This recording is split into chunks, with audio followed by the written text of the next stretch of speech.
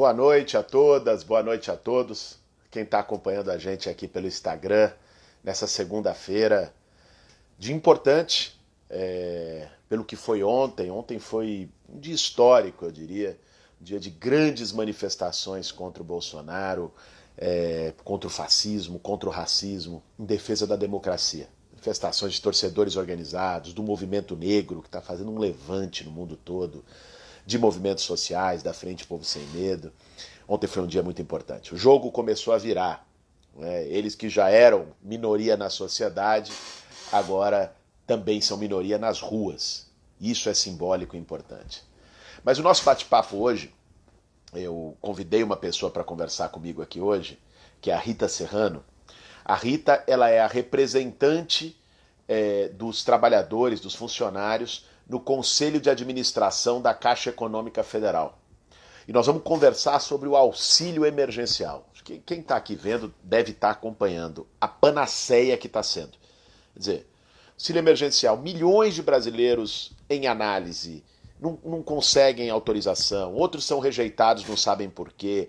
Um monte, teve uma pesquisa do Instituto Locomotiva que mostrou a quantidade de gente das classes A e B que recebeu auxílio emergencial. O velho da van foi autorizado no auxílio. Ou seja, tem um monte de problema de má coordenação do governo e que às vezes as pessoas atribuem à Caixa, aos funcionários da Caixa. Eu quero conversar com a Rita justamente sobre isso, entender esses problemas. A gente sabe o quanto tem um papel político do governo Bolsonaro em relação a isso. Nunca quis o auxílio, queria pagar R$ 200. Né? Foi uma vitória da oposição no Congresso que aprovou os R$ 600 e agora está criando as dificuldades para poder pagar há um bom tempo. Estou procurando aqui para ver se a Rita já está aqui e a gente vai chamar ela para bater um papo. Deixa eu ver se ela já está por aqui. Deixa eu ver aqui. Não estou conseguindo. Vamos ver se a gente acha a Rita. E está com algum problema. Eu tinha falado com a Rita agora há pouco. Ela também estava com algumas dúvidas de como entrar. Não tinha feito ainda live pelo Instagram. Vamos ver aqui. Rita, se você estiver aqui, eu vi que você está como espectadora, mas está com alguma coisa, algum problema, dizendo que não pode participar. Eu acho que você tem que sair e entrar de novo. Dá uma saidinha da transmissão, você entra de novo, e aí eu te chamo para a gente conversar aqui. Olha, a Rita como eu disse, para quem entrou agora, ela é representante dos trabalhadores, dos funcionários da Caixa no Conselho de Administração da Caixa. Nós vamos falar sobre isso, vamos falar sobre a importância dos bancos públicos, que é essencial. Deixa eu ver aqui onde a gente acha a Rita. Rapaz, é uma beleza esse negócio, né? É difícil. Boa noite, aqui tem um monte de gente que já entrou. Maria Clara Spinelli, querida Maria Clara, artista, engajada, está aqui com a gente também. Vendo várias pessoas entrando aqui, comentando. Valeu, gente. Valeu por acompanhar. Mas eu tô com uma dificuldade enorme de conseguir botar a Rita nessa live aqui. Bom, eu vou pedir ajuda de vocês, gente, porque eu aperto aqui, olha que coisa, e a Rita aparece o nome dela, mas aparece como não pode participar embaixo, e aí eu não consigo chamar ela para conversa. Alguém pode me dizer, me ajudar aí nos comentários como é que a gente faz, como é que eu posso proceder aqui, se eu tenho que sair e entrar de novo, se eu consigo superar este problema para trazer a Rita para o bate-papo. Ô Rita, você está comentando aqui. Deixa eu ver aqui. Opa, agora vai. Foi.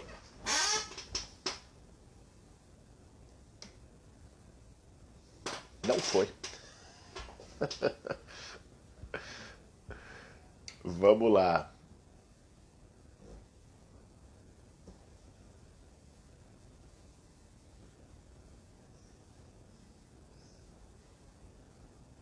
Rita Serrano não pode participar. Rapaz! Alguém sabe como é que resolve essa pendenga aqui, gente? Ah, o perfil dela pode estar como privado, o Roberto está dizendo. Ô Rita, dá uma verificada se o seu perfil está como privado. Se ele tiver, precisa talvez alterar, pelo menos durante a live, para que a gente consiga fazer o nosso bate-papo aqui.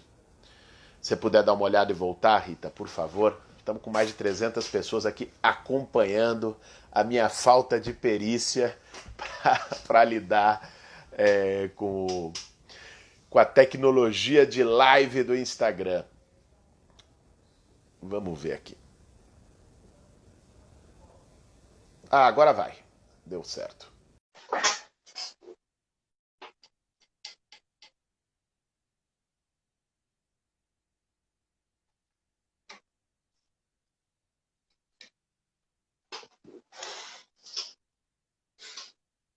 Vamos.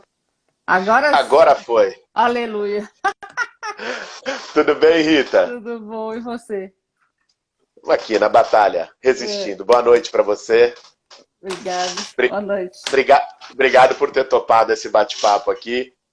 Eu estava te apresentando, não sei se você viu desde o Não começo, passei vi, para a não turma. vi. A tecnologia me atrapalhou. Mas vamos lá, a gente não pode conversar pessoalmente, vai ser por aqui. Tem bastante gente acompanhando, já chegando. Obrigado para o pessoal que está chegando. Vou apresentar a Rita. A Rita é trabalhadora da Caixa Econômica Federal.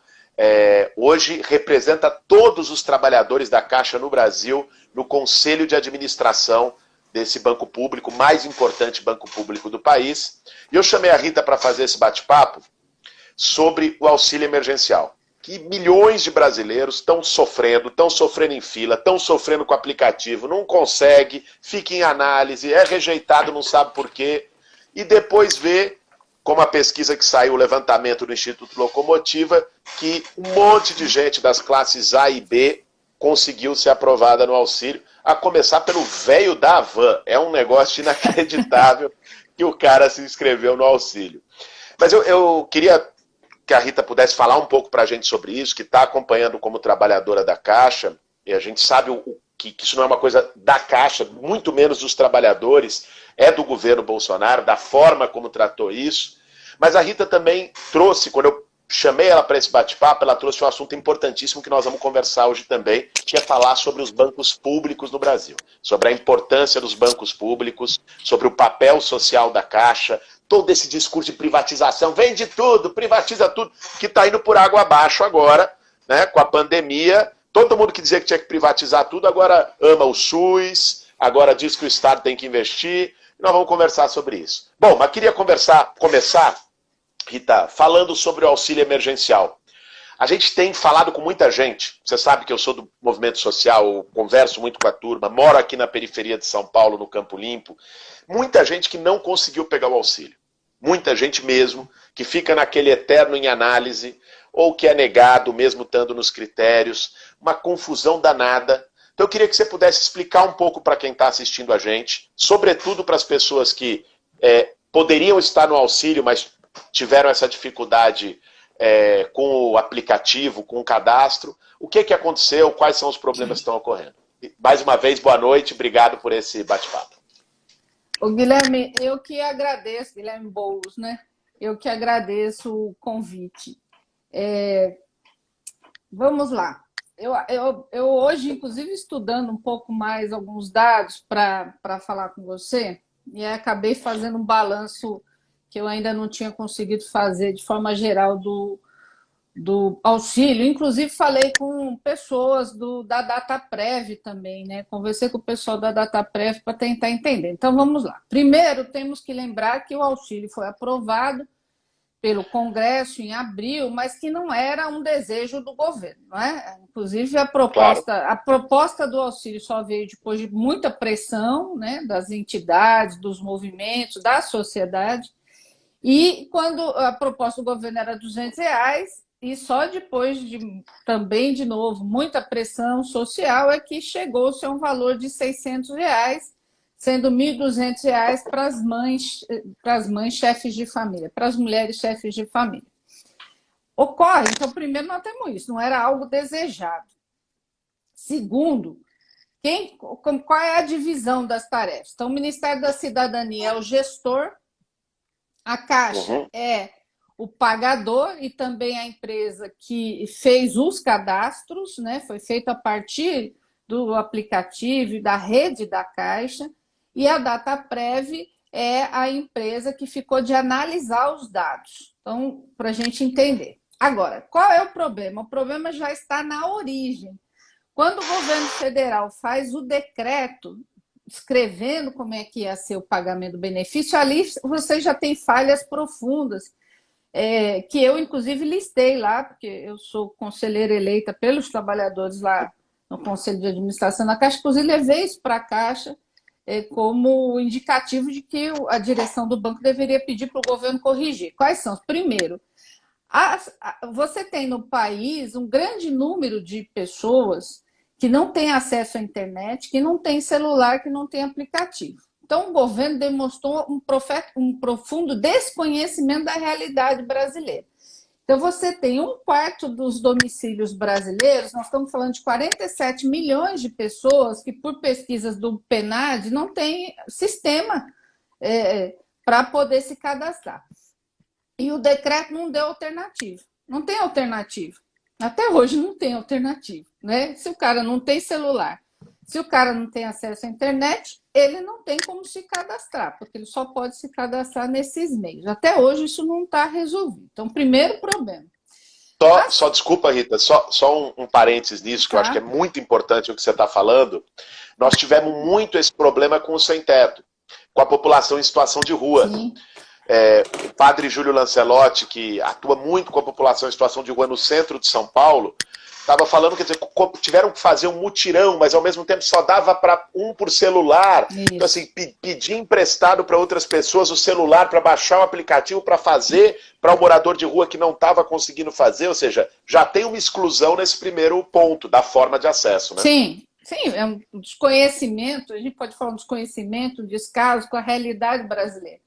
Então, partiu-se do pressuposto que todo mundo tem celular. De fato, tem mais de um celular por habitante, mas é porque tem gente que acumula, não porque todo mundo tem, né?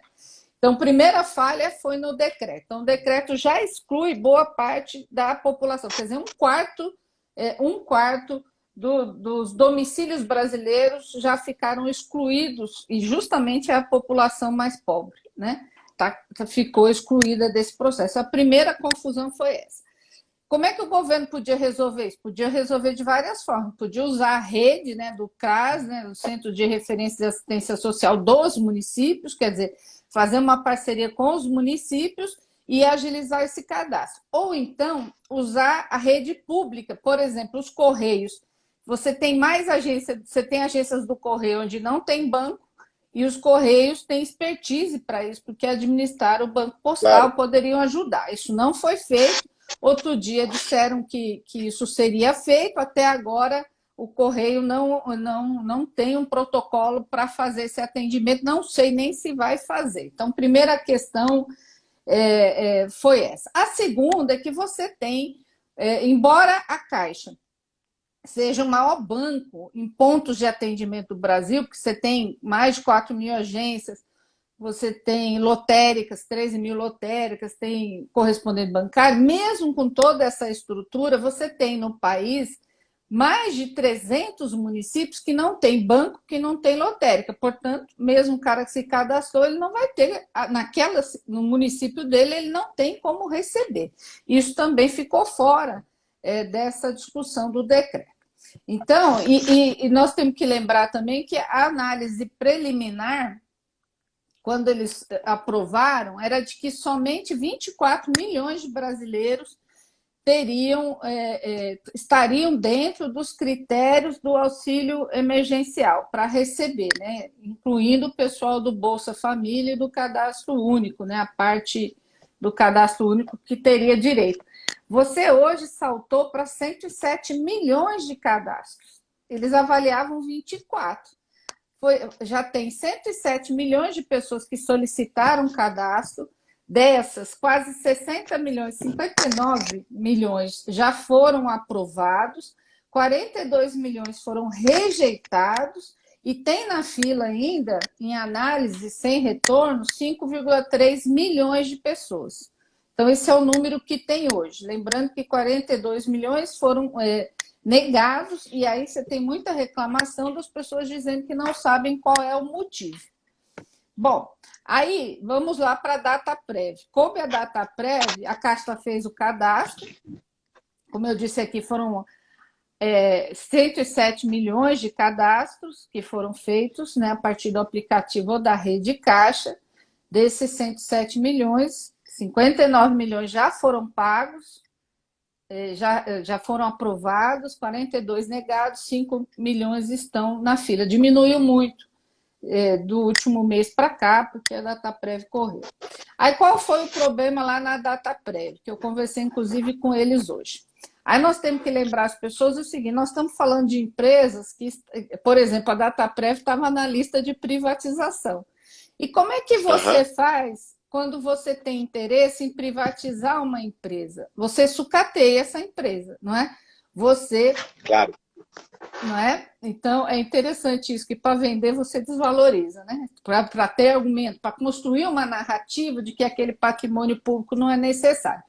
Então, a data prévia, no último período, perdeu aí em torno de 500 trabalhadores em PDVs, em cessão, e 500 trabalhadores saíram. Eles tiveram 20 unidades fechadas, e há muito tempo eles não têm investimento no data center. Então, nós estamos falando que há um processo de dificuldade na data prévia, que de uma hora para outra teve que se adaptar para cadastrar, para analisar o cadastro aí de 107 milhões de pessoas de uma vez só.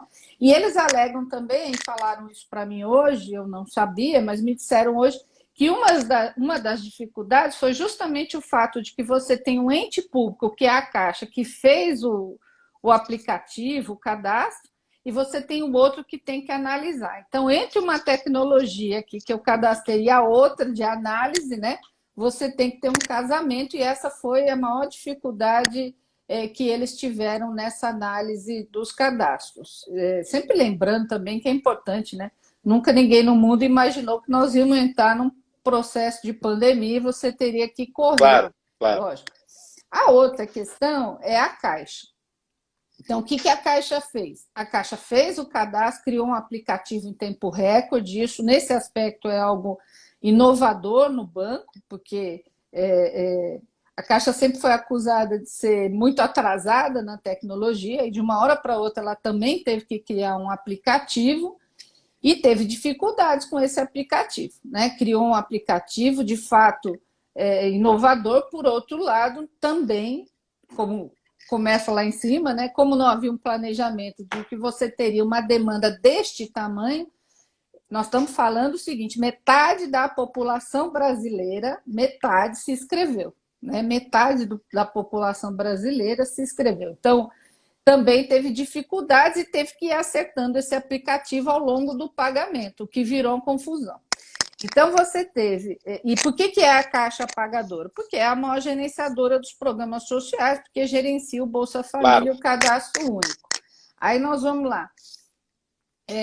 A Caixa deveria ser a única pagadora desse processo? Na minha avaliação, a Caixa tem expertise, tem capacidade, tem corpo técnico, mas no momento de pandemia, com risco de contágio, você deveria dividir essa tarefa com os outros bancos, pelo menos os públicos, né? Porque nós temos uma rede pública, graças à sociedade que se organizou, os movimentos, os sindicatos, os empregados que defenderam, ainda temos bancos públicos federais.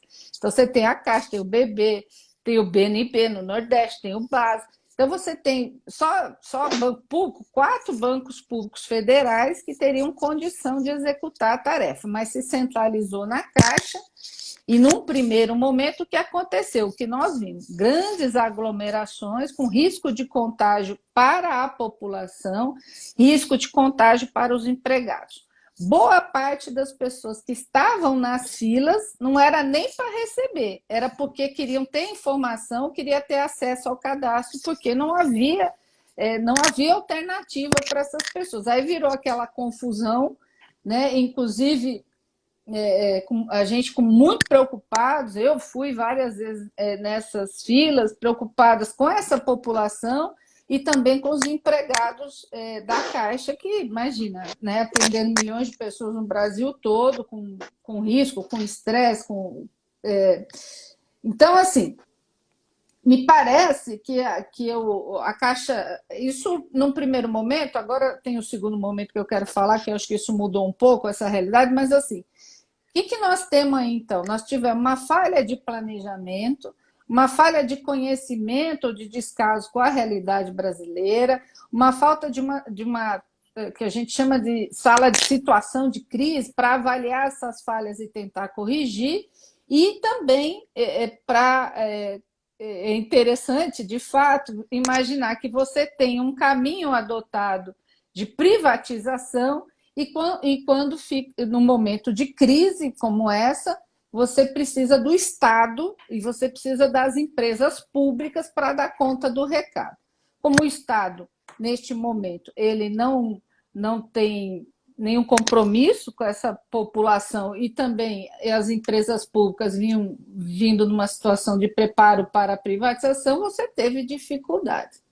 Então, acho que esse é um primeiro, para não me alongar aqui, acho que é o primeiro retrato. Isso alterou um pouco agora, no segundo pagamento, acho que as coisas se acertaram, mas acho que esses foram os problemas aí da primeira etapa.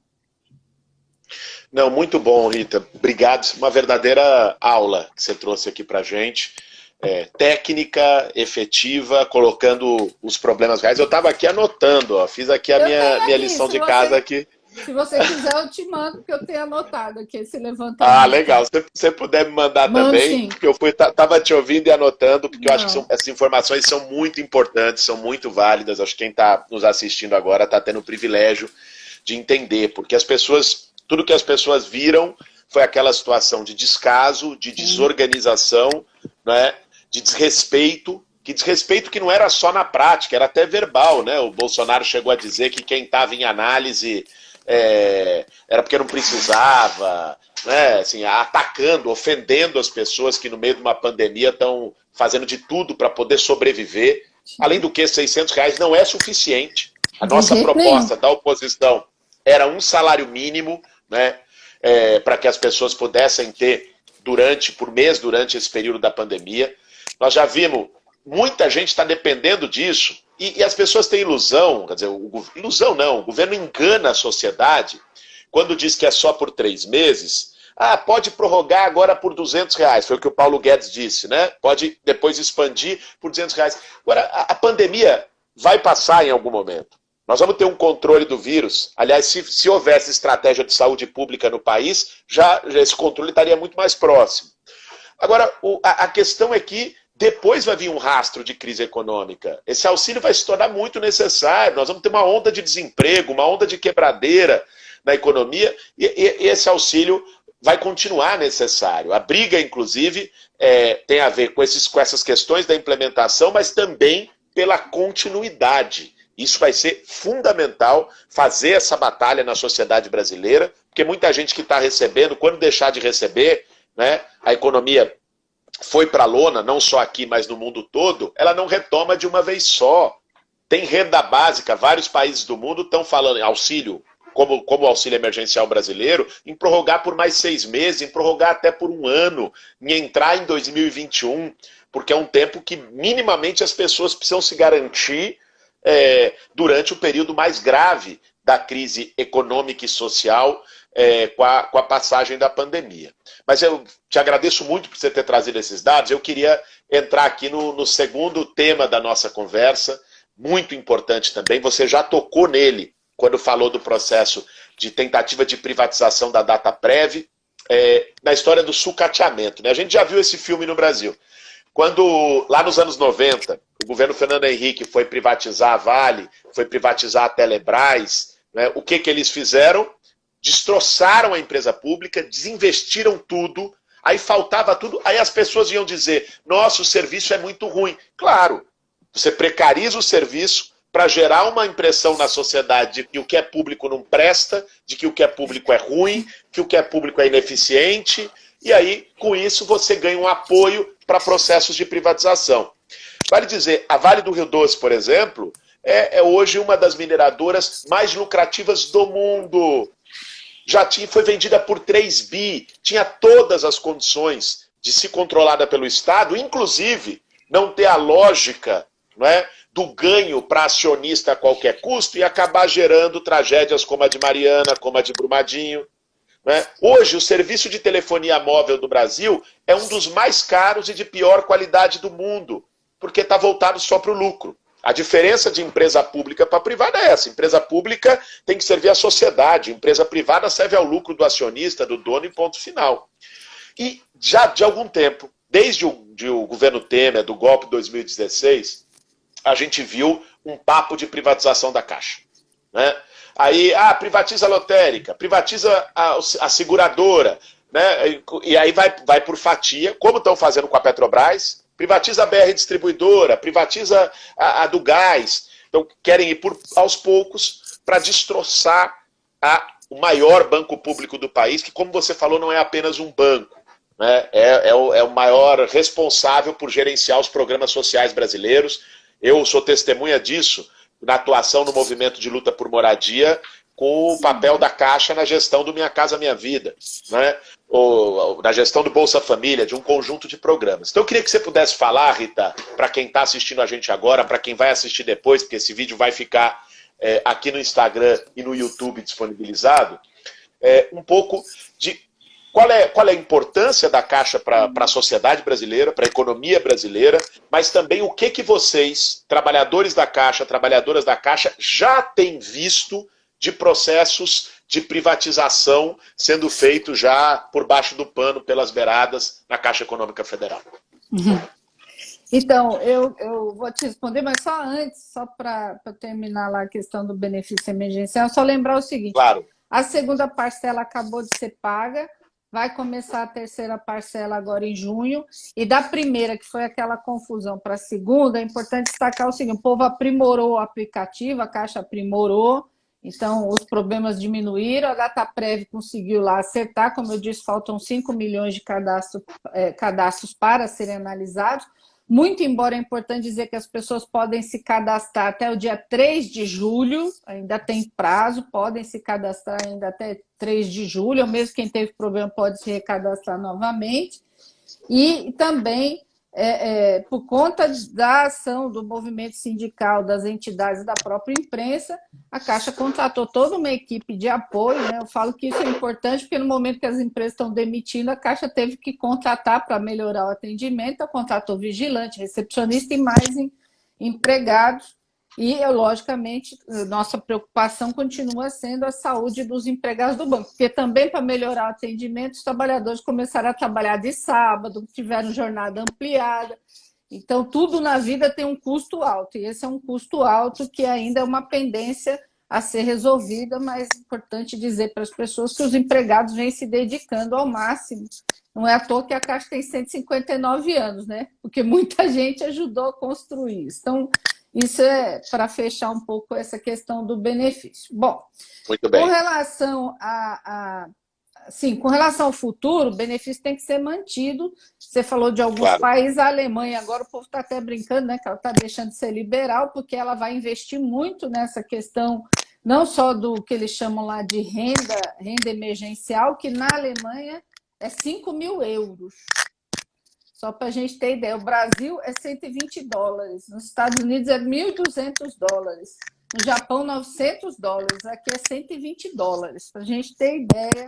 Aí vão dizer, vamos comparar com o primeiro mundo? Compara com o primeiro mundo, só que tem um problema, né? A situação social aqui é mais grave e o Estado tem que bancar essas pessoas, obviamente, porque não pode deixar as pessoas morrerem de fome. O dinheiro do Estado é do povo, então tem que ser utilizado para o bem do povo, isso tem que ficar claro. Bom, com relação assim, gente, o Fundo de Garantia também, começa dia 15 de julho a liberar a parcela do Fundo de Garantia, então isso é importante. Com relação à Caixa, eu além de estar lá no Conselho, eu coordeno um comitê que chama Comitê Nacional de Defesa das Empresas Públicas, acho até que a gente já participou de alguma atividade junto com relação a isso, e nós lançamos uma campanha em 2016 que chama Se é Público, é para Todos. Por quê? Porque ficou muito claro o comitê é um fórum, na realidade, não é uma entidade, mas ficou muito claro que ou você dialogava com a sociedade sobre a importância daquilo que é público, ou não adiantava a gente dizer que é contra privatizar. Porque, na realidade, isso tem a ver com um senso comum que vai se criando por uma série de razões. Então, eu gosto sempre de dizer de forma muito simples o seguinte: a diferença básica entre o que é público e o que é privado é que o privado, o olhar do privado é para o consumidor, é para quem pode pagar.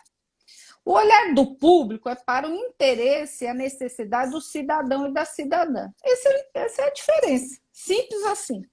Então, ou você tem, como agora, por exemplo, a pandemia, ela talvez ela faz uma revelação extremamente interessante, não só no Brasil, acho que no mundo inteiro, porque ela deixa claro o seguinte: quando chega em crises agudas, todo mundo apela para aquilo que é público. Porque o privado vai lá guardar o seu dinheirinho. Como os bancos privados agora estão fazendo, estão se protegendo do risco do crédito, né? Estão se protegendo, não tem mais crédito, né? Inclusive, o banco público também não está fazendo oferta de crédito, mas o banco privado ele vai lá e protege seu dinheiro, não oferece, não empresta, não faz nada, não investe no país. Aliás, Rita, só um comentário nisso que você está falando. Saiu até uma matéria, acho que hoje, na Folha de São Paulo, mostrando que, apesar da baixa dos juros, né, ninguém está conseguindo crédito. Não. Eu vi até um comentário que passou aí, perguntando: e o crédito para micro, pequeno empresário, pequeno comerciante, que está à beira da falência da pandemia? Não tem, e o Banco Público deveria oferecer isso, e a gestão atual dos bancos públicos secou o crédito em nome de lucratividade, rentabilidade. Né? Só esse comentário pode ser. Sim, mas é importante. Mas é dizer assim, os bancos públicos no Brasil em 2008 foram utilizados para as políticas anticíclicas, né? E nesse momento deveriam ser também. Não só. Agora, eu sempre gosto de dizer o seguinte: não estão fazendo, porque fica todo mundo se protegendo do risco. Nesse aspecto, o Tesouro Nacional, o governo deveria assumir também uma parte desse risco. Por outro lado, também é inadmissível imaginar que você tem um sistema financeiro privado que lucre tanto quanto o brasileiro, né? Mesmo na crise está lucrando, e que, embora seja uma concessão pública, o banco é concessão pública, mesmo assim não exista nenhum compromisso com o desenvolvimento do país. Então, o banco público tem que fazer, mas o banco privado deveria fazer também, porque tem que ter um retorno. Né? Então, é uma coisa bastante preocupante. Mas, falando da questão pública, ficou claro no mundo agora de que, se não tiver Estado forte, organizado, se você não tem empresas públicas, você não dá conta do recado. Eu falei da Alemanha, que inclusive a Alemanha está usando o seu banco de desenvolvimento público para fazer investimentos, como a Espanha e uma série de outros países, inclusive de cunho liberal, de cunho privatista. Mas, então, e o Brasil é a mesma coisa. Então, o que nós temos colocado aí? Só para a gente ter ideia. Nós temos no Brasil 4 empresas centenárias. As 4 são públicas. Então, você tem Casa da Moeda e os Correios com mais de 300 anos, o Banco do Brasil com mais de 200 anos, a Caixa com 159 anos. Então, eu digo o seguinte: essas empresas elas não pertencem a este governo, nem ao anterior e nem ao próximo. Essas empresas elas são do Estado brasileiro, como outras empresas públicas. Estou citando elas pela idade delas. Claro, elas são do Estado, elas são do povo brasileiro. O que não se pode fazer é você desfazer do patrimônio público. Por exemplo, se não houvesse a Caixa.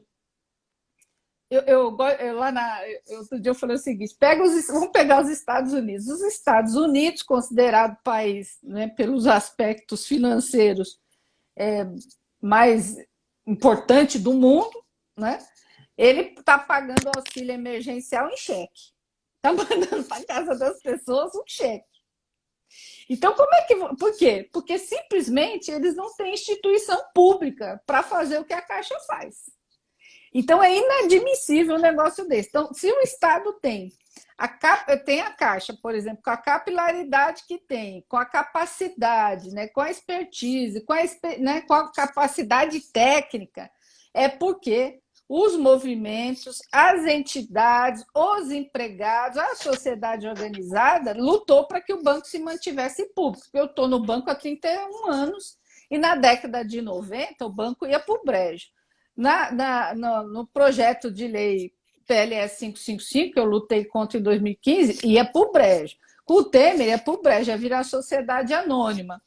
E agora o projeto, né, sempre tem um projeto, tem várias formas de privatizar a empresa. Agora, embora se diga que não vai privatizar, se coloca em discussão a privatização das operações. Inclusive, eu votei contra todas essas iniciativas de privatização.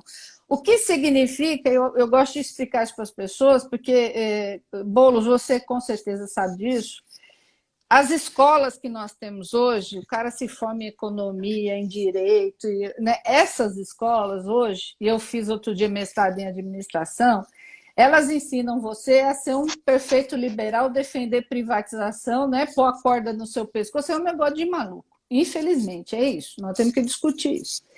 Então, as pessoas saem dizendo e dizem para mim, assim, outro dia, na minha eleição, eu fui reeleita agora para o Conselho de Administração, um colega falou, mas Rita, eu não vou votar em você, você é contra a Caixa virar SA. Você é muito atrasada. E eu falei para ele, mas isso é simples, né? Por que eu sou contra a Caixa virar sociedade anônima? Porque o interesse do acionista é um só, é o lucro. O interesse do acionista é o lucro.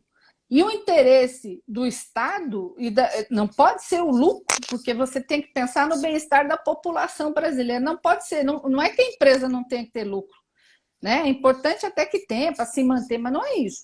O foco não pode ser isso. O lucro tem que ser revertido em benefício da população, não é para pôr no bolso de ninguém. Essa é a grande diferença. Então, a discussão agora... Até, Rita, só um ponto nisso, que eu acho que é muito importante, um exemplo até que você mesma deu. Por que a Caixa é o banco que tem maior número de agências no Brasil? Justamente por ser público. Sim. Porque um banco privado, quando vai montar uma agência no lugar, não vai analisar se aquela cidade precisa ou não, quantos quilômetros de distância tem, vai analisar se aquela agência vai ser mais lucrativa ou menos lucrativa. Então, o banco privado vai pensar só com a cabeça do lucro. Sim. O banco público tem que pensar com a cabeça do serviço, do atendimento às pessoas. Então, isso faz toda a diferença. Sim, mas é isso mesmo, né? Então, e outra comparação importante é o seguinte, aí o Banco do Brasil é SA, é verdade. Isso foi na ditadura militar, saiu uma notinha, eu fui pesquisar, uma notinha desse tamanho no jornal, dizendo que ia abrir as ações do banco, ninguém teve espaço para discutir, não tinha nem liberdade para discutir. Ocorre que, por que é que a Caixa é a maior gerenciadora dos programas sociais do país e não é o Banco do Brasil?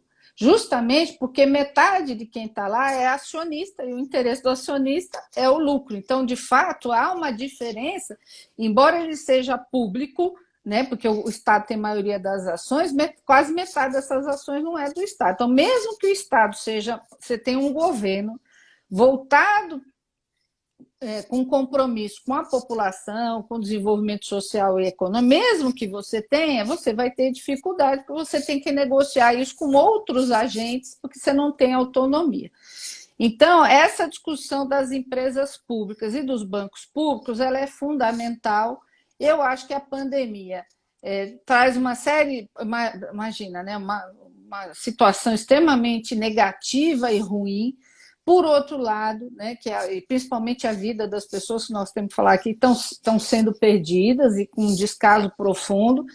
Por outro lado, ela traz uma oportunidade de reflexão para a sociedade brasileira, de que Estado nós queremos, de reflexão sobre o papel que essas empresas públicas, de reflexão sobre a importância do Sistema Único de Saúde, porque se não fosse ele, nós não teríamos nem o mínimo de atendimento que tem hoje, e ele só existe porque nós lutamos para ele se manter, porque ele estava né, com teto de gastos, etc.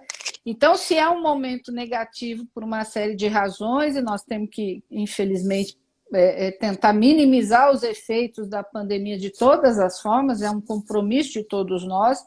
Por outro lado, ele também deve servir, na minha opinião, para pensar numa nova perspectiva de mundo, quer dizer, que mundo nós queremos e qual é o estado que nós queremos para ter um mundo melhor, mais justo, etc. Acho que é um pouco isso. E a Caixa, as empresas públicas, dependem do modelo de Estado, não é?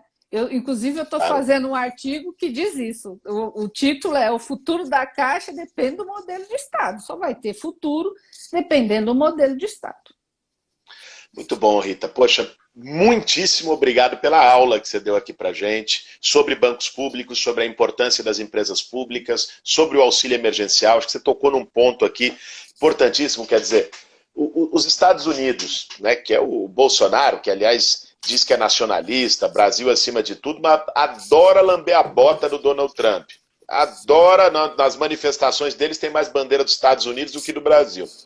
Os Estados Unidos que eles tomam como modelo, né, por não ter banco público, está entregando cheque pelo correio, coisa de 50 anos atrás. E os Estados Unidos, por que será que também é o país que está no epicentro da pandemia, né, com o maior número de mortes disparado, mais de 100 mil mortos nos Estados Unidos? Porque também não tem o SUS, porque não tem um sistema não tem público nada de público saúde. lá, é tudo privado. Nada. Se o cara não tem dinheiro, vai morrer em casa. Se não tem, se está com coronavírus, é cada um a própria sorte. Não tem uma saúde pública, não tem banco público. Não é esse tipo de sociedade que a gente quer para o Brasil. Não é esse tipo de modelo. É o país mais rico do mundo. Claro, fez isso também expoliando a América Latina, expoliando a África, expoliando vários países. Mas eu acho que você coloca um ponto importante e que precisa ser bem interpretado. A pandemia é uma tragédia. Uma tragédia humanitária, uma tragédia social, uma tragédia a maior tragédia da nossa geração, eu diria. Né? A maior, enfim, crise de saúde pública desse século. São centenas de milhares de mortos no mundo. Aqui no Brasil agora querem até esconder o número de mortos. Que vai acabar com a pandemia por decreto. Decreto acabou. Decreta. Qual é a forma do Bolsonaro de resolver o problema e evitar a morte? É cortar o número, né? Sim, decreto acabou. Como são nas ditaduras. Como são nas ditaduras. É incrível a inspiração de onde vem. Agora, tem um tema que é o aprendizado. Toda grande crise deixa um aprendizado para a sociedade. E assim, eu acho que o aprendizado que a crise do coronavírus traz e deve trazer para o Brasil, é esse o debate que a gente tem que fazer, que você trouxe muito bem hoje aqui, olha, o mercado deixado para governar a sociedade, né, a mão invisível do mercado, sem regulação, sem Estado, olha onde deu em especulação de respiradores, pirataria de respirador. Deu em Hospital do Rio de Janeiro, esses dias saiu na imprensa, Hospital do Rio de Janeiro aumentou 900% o preço da consulta, especulando com a pandemia. Outro dia eu ouvia uma entrevista daquele cara que foi ministro da Saúde do Temer, Ricardo Barros, é um lobista de plano de saúde. Esse cara dizendo que os hospitais privados, os planos de saúde precisam de ajuda do governo, porque caiu muito com a quarentena o número de acidentes de carro, e aí está dando prejuízo. Né? E o número de clientes Covid não compensou. Olha a lógica dessa turma. Quer dizer, é o lucro acima da vida. Essa é a turma privatista. Né? Então, acho que o grande aprendizado que a gente tem que ter nessa pandemia, além da onda de solidariedade gigantesca, bonita, que está sacudindo o mundo, é a importância do público, a importância do investimento público, a importância do Estado, a importância da saúde pública, de que aquilo que é bem comum não pode ser mercadoria. Eu acho que você trouxe isso muito bem para a gente hoje aqui nesse debate. Quero te agradecer muitíssimo. Deixar aqui para a tua consideração final para a gente encerrar a live de hoje. Eu queria dizer isso, reforçar isso, né? Eu penso também que os momentos de crise, eles são, tanto na nossa vida pessoal, quanto na vida política. Os momentos de crise são momentos de dificuldade, mas são momentos também de oportunidades. Né? Eu acho que, eu quero reforçar aqui, o Brasil, nós, os brasileiros, nós temos a oportunidade, e o mundo tem a oportunidade, de repensar que futuro nós queremos para a humanidade. É impossível imaginar um futuro onde 200 pessoas concentrem sozinhas metade da riqueza mundial. Onde 6 pessoas tenham mais riqueza no Brasil, por exemplo, que metade da população brasileira. Quer dizer, é um negócio completamente incabível do ponto de vista da racionalidade, alguém precisar de tanto dinheiro e você ter o sistema financeiro corrompendo todas as relações no mundo inteiro, a ponto de que ninguém mais tem interesse em investir em produção, porque o interesse é investir na especulação. Então não dá para imaginar um mundo, eu falo isso para as pessoas, é impossível imaginar um mundo onde metade da humanidade vai morrer de fome. Não é possível que a gente pense isso. Eu acho que a pandemia, ela de certa forma, é uma tragédia, eu falo, o vírus é democrático, né? O vírus é democrático, pode pegar em qualquer um. A realidade é que não é democrática. Então, ela revela de forma muito cruel a realidade social. Quer dizer, a gente até conhece, mas muita gente não conhece, né? Mas ela revela de forma muito drástica o que é a realidade social no Brasil e no resto do mundo. Então, a humanidade, nós temos a opção de mudar. Nós podemos mudar. E eu acho que a pandemia talvez tenha um legado nesse aspecto, né? Mesmo com toda essa dor, infelizmente, mas um legado positivo no sentido de fazer as pessoas pararem para pensar, terem consciência e a gente refletir sobre que mundo nós queremos e, de preferência, né, caminhar para um mundo mais justo, mais fraterno, porque não tem cabimento, gente. As pessoas, né, você viver à custa da infelicidade, da miséria, isso é incapaz, é uma coisa de maluco a gente pensar no mundo desse jeito. Então, acho que é uma oportunidade, acho que a gente pode sair dela com algumas coisas boas aí para refletir.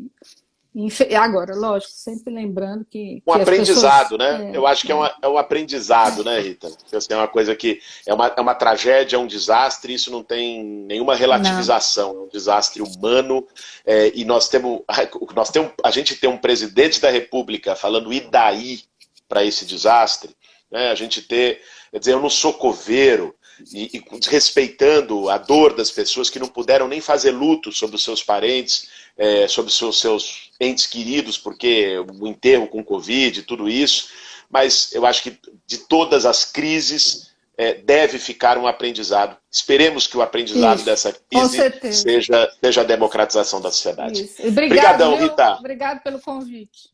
Que é isso, pô, foi uma honra e aprendi muito aqui essa noite. Acho que quem assistiu... Depois. Me manda no Zap, eu acho que quem assistiu também aprendeu muito, foi muito importante. Vamos passar isso adiante. Valeu, Rita, boa noite para vocês, se cuida, viu? Obrigado. Valeu. Obrigado.